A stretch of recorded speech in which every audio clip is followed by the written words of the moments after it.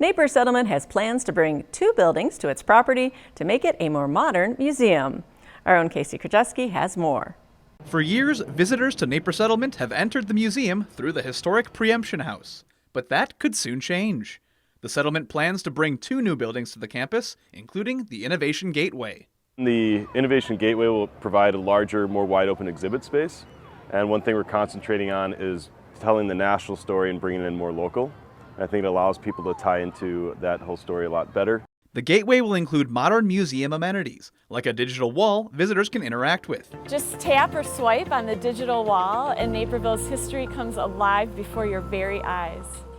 And the ability for residents to incorporate their own stories into the settlement. All those things that might be in your attic or in your basements that you really want to keep, but at the same time you want them to be able to be accessible to you forever. We help you make sure that that story has infrastructure, that it is essentially the way that a museum would have kept it.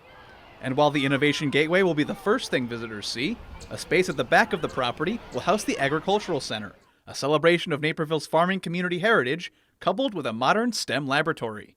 Both buildings are part of a campaign 5 years in the making.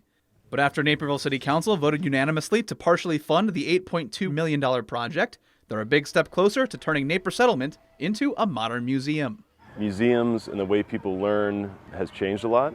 So in order to create the relevance and stay current so we can actually provide and accomplish the mission that we want to do, we definitely are in need of updated buildings. The settlement hopes to start construction by 2022. For Naperville News 17, I'm Casey Krajewski. The city plans to provide funding through a SECA grant and to take on debt so as to not take away from other SECA projects.